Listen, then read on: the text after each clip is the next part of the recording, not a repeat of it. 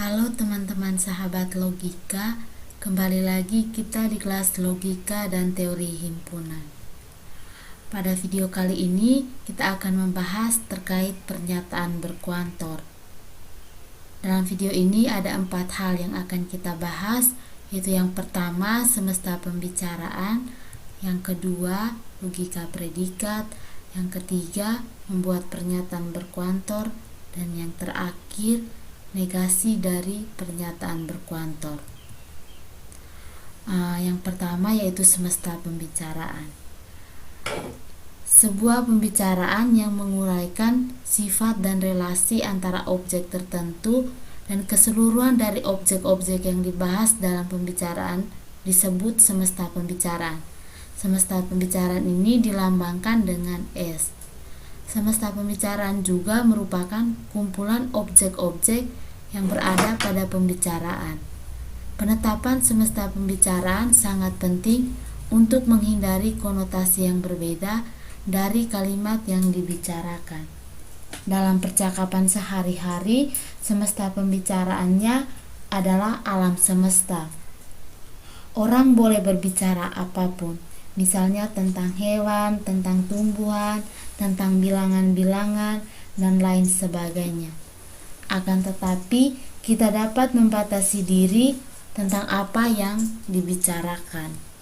Nah, pada pembicaraan matematika, semesta pembicaraan harus ditetapkan terlebih dahulu. Dalam membicarakan anggota tertentu dari semesta pembicaraan, diperlukan simbol atau unsur bahasa. Simbol atau unsur bahasa untuk menunjuk anggota tertentu dari semesta pembicaraan disebut konstanta. Misalnya 7 adalah bilangan bulat ganjil. Nah, konstantanya di sini adalah 7.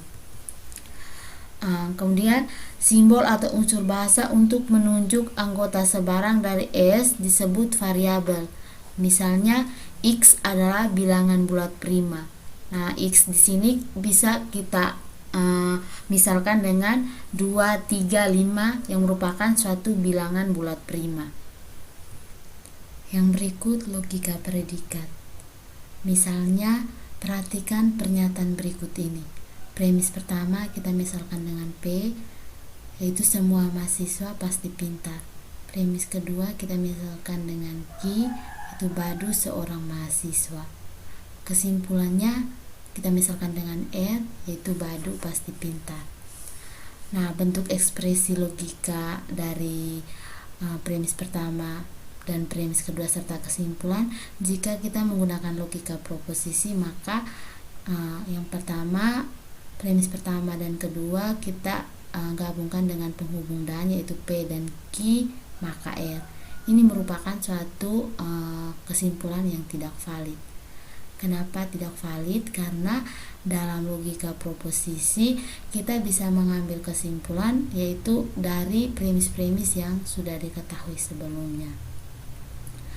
Nah, jika ingin supaya pernyataan ini valid dengan menggunakan logika proposisi, maka pernyataan yang di atas ini harus diubah menjadi yang pertama P maka Q, yaitu jika Badu mahasiswa maka Badu pasti pintar. Kemudian P-nya Badu seorang mahasiswa. Ini ada 2 premis. Premis pertamanya yaitu jika Badu mahasiswa maka Badu pasti pintar. Premis keduanya Badu seorang mahasiswa. Seperti biasa kita membuat permisalan dulu. Ini Badu mahasiswa kita misalkan dengan P, Badu pasti pintar kita misalkan dengan Q. Ini maka terlihat bahwa ini menggunakan aturan pada modus ponens, sehingga kesimpulan yang diambil adalah Badu pasti pintar.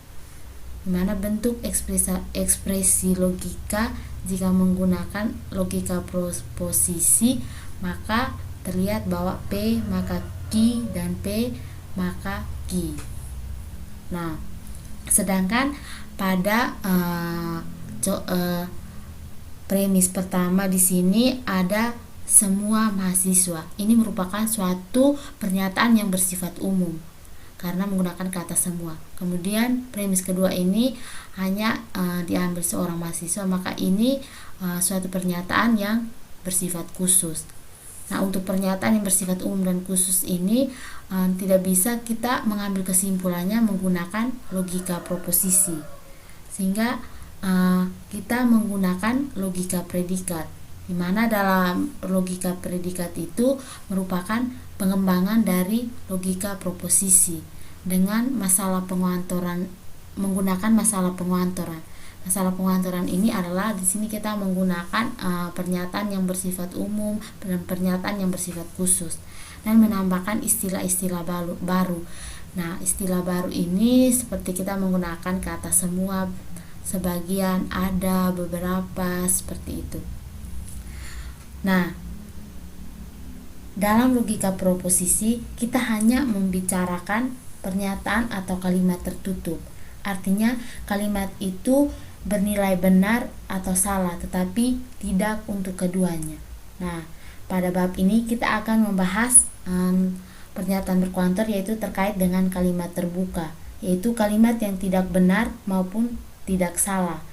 Kalimat terbuka ini bisa menjadi pernyataan yang benar atau salah jika variabel dalam kalimat terbuka diganti dengan konstanta dalam alam semesta pembicaraan. Nah, cara lain untuk mengubah kalimat terbuka menjadi pernyataan yaitu kita menambahkan kuantor pada kalimat tersebut.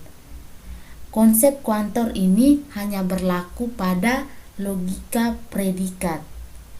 Secara umum, kuantor dapat dibedakan menjadi dua, yaitu untuk pernyataan universal dan pernyataan eksistensial. Nah, apa itu pernyataan universal?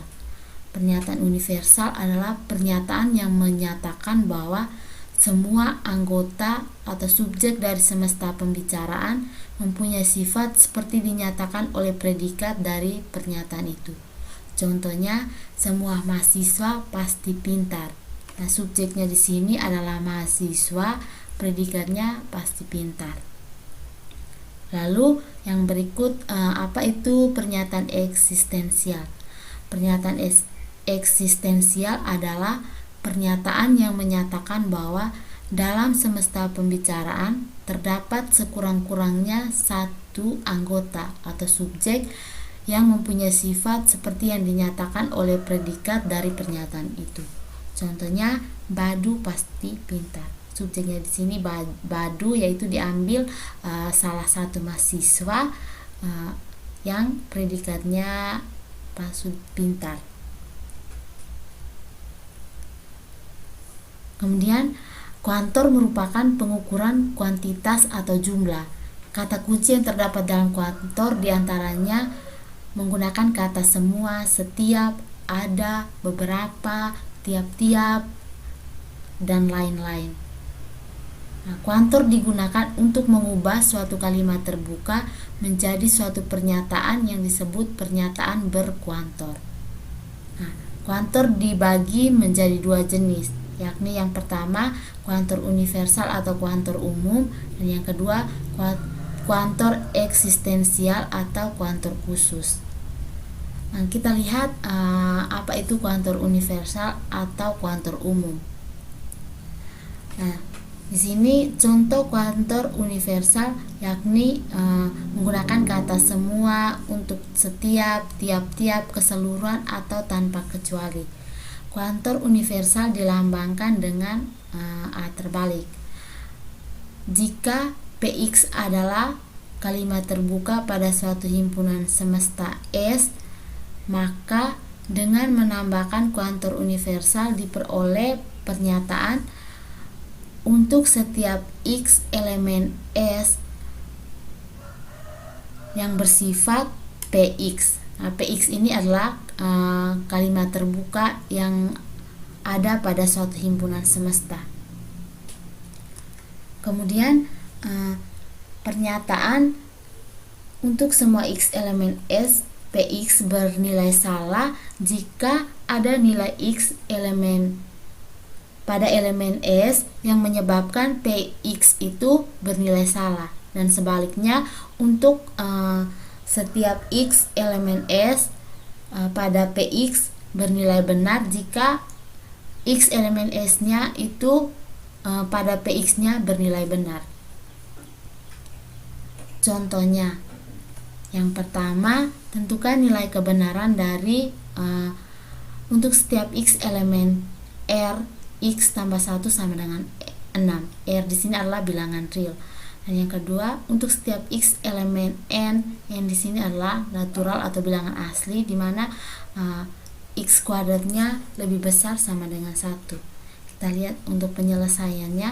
Yang pertama, untuk setiap x elemen bilangan real, maka x tambah 1 sama dengan 6.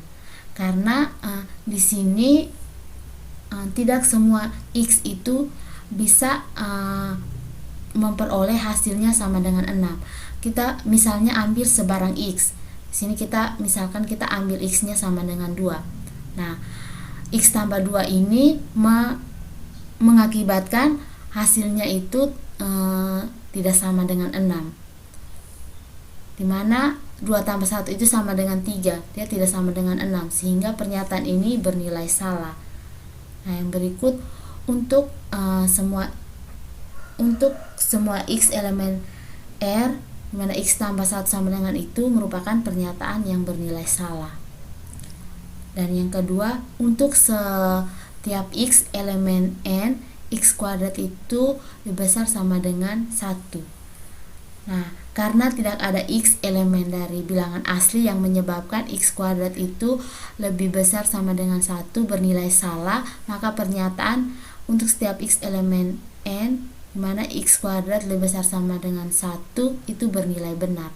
Karena bilangan asli itu mulai dari 1, di mana untuk px-nya itu adalah x kuadrat lebih besar sama dengan 1. Kan bilangan asli mulai dari 1. 1 kuadrat itu lebih besar sama dengan 1. Terus 2 kuadrat itu lebih besar sama dengan 1. Kan 2 kuadrat hasilnya 4 dan seterusnya. Yang kedua, kuantor eksistensial atau kuantor khusus. Contoh kuantor eksistensial yakni kata-kata yang digunakan ada beberapa, terdapat, ada, atau sekurang-kurangnya 1. Kuantor eksistensial dilambangkan dengan seperti terbalik.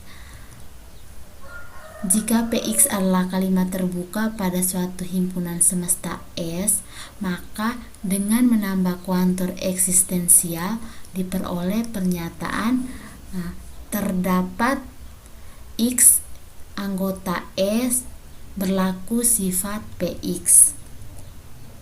Nah, pernyataan terdapat X anggota S berlaku sifat Px ini bernilai salah jika ada nilai X anggota S yang menyebabkan Px ini bernilai salah. Dan sebaliknya, untuk terdapat X anggota S berlaku sifat Px ini bernilai benar jika ada nilai X anggota S yang menyebabkan Px itu bernilai benar. Contohnya, tentukan nilai kebenaran dari pernyataan berikut. Terdapat X elemen bilangan bulat berlaku sifat Px. Nah, Px ini dimisalkan dengan X kuadrat sama dengan 3X. Yang kedua, terdapat X anggota dari bilangan asli dengan Px-nya itu adalah X kuadrat lebih kecil dari 1. Nah, penyelesaiannya untuk contoh yang pertama, di sini karena ada X elemen dari bilangan bulat yaitu X sama dengan 3 yang membuat pernyataan ini bernilai benar, sehingga 3 kuadrat sama dengan 3 kali 3 sehingga pernyataan ini bernilai benar. Yaitu terdapat X elemen dari bilangan bulat untuk X kuadrat sama dengan 3X itu bernilai benar saat X-nya sama dengan 3. Dan yang berikut, terdapat X elemen bilangan asli dengan X kuadratnya lebih kecil dari 1. Karena tidak ada nilai X dari anggota bilangan asli yang menyebabkan x kuadrat lebih kecil dari 1 itu bernilai benar, maka pernyataan ini akan bernilai salah karena memang tidak ada x yang menyebabkan x kuadrat itu lebih kecil dari 1. Mana untuk bilangan asli itu kan mulai dari 1 kuadrat itu dia tidak lebih kecil dari 1, tapi dia lebih kecil sama dengan. Nah, kalau 2 kuadrat itu juga salah, dia itu tidak lebih kecil dari 1, lebih besar dari 1 seharusnya. Jadi pernyataan yang kedua ini bernilai salah. Yang berikut membuat pernyataan berkuantor. Contohnya, pernyataan untuk x bilangan bulat berlaku x tambah 3 sama dengan 5. Penyelesaiannya di sini untuk x bilangan bulat ada x yang membuat x tambah 3 sama dengan 5. Di sini kenapa kita menggunakan kata ada? Karena ada x, yaitu saat x sama dengan 2 itu mengakibatkan hasil 2 tambah 3 sama dengan 5. Sehingga untuk pernyataan berkuantornya terdapat x elemen bilangan bulat di mana x tambah 3 sama dengan 5. Yang berikut pernyataan untuk x lebih besar 0, maka x tambah 1 adalah bilangan bulat positif. Nah, di sini untuk x-nya lebih besar dari 0 berarti x-nya mulai dari 1, 2, 3 dan seterusnya. Nah, kita lihat sendiri saat x sama dengan 1 maka 1 tambah 1 sama dengan 2, di mana 2 itu adalah bilangan bulat positif. Di sini kita menggunakan kata untuk semua. Untuk semua ini merupakan kuantor universal atau kuantor umum. Sehingga untuk semua x elemen n, x tambah 1 adalah bilangan bulat positif. Kemudian yang berikut negasi dari pernyataan berkuantor. Yang pertama, untuk kuantor universal berlaku negasi dari untuk setiap x berlaku sifat px itu ekuivalen dengan terdapat x, maka negasi dari sifat px itu. Kemudian untuk kuantor eksistensial berlaku negasi dari terdapat x berlaku sifat px itu ekuivalen dengan semua x berlaku negasi dari sifat px. Untuk lebih jelas kita akan melihat contohnya. Yang pertama, semua guru hadir. Penyelesaiannya yang pertama kita tulis premis yang diketahui. Misalkan premisnya kita misalkan dengan P. P itu adalah semua guru hadir. Dalam pernyataan berkuantornya ditulis A terbalik X berlaku PX ini. Kemudian bagaimana dengan negasinya? Negasi dari P-nya itu adalah tidak benar bahwa semua guru hadir. Nah, tadi kan kita di sini semua guru hadir. Ingkarannya di sini kita menggunakan bahwa tidak benar bahwa semua guru hadir, sehingga negasi dari semua x pada px ini akan ekuivalen dengan ada guru yang tidak hadir. Yaitu di sini dengan kuantor eksistensialnya yaitu terdapat x di mana berlaku negasi dari px. Kemudian contoh yang kedua, beberapa siswa tidak hadir. Nah, penyelesaiannya yang pertama kita tulis premisnya kita misalkan dengan P, itu beberapa siswa tidak hadir. Lalu bagaimana dengan negasinya? Negasi dari P itu seperti pada contoh yang pertama, di sini kita menggunakan kata tidak benar. Tidak benar bahwa beberapa siswa tidak hadir. Ini adalah negasi dari terdapat X pada PX. Ini akan ekuivalen dengan semua siswa hadir, karena tidak benar bahwa beberapa siswa tidak hadir. Berarti bisa disimpulkan bahwa semua siswa hadir. Nah, itu tadi terkait dengan pernyataan berkuantor serta negasi-negasinya. Lalu di sini ada latihan soal yang bisa teman-teman kerjakan di rumah. Nah, dari saya itu saja untuk video pembelajaran terkait pernyataan berkuantor. Saya ucapkan terima kasih dan salam logika.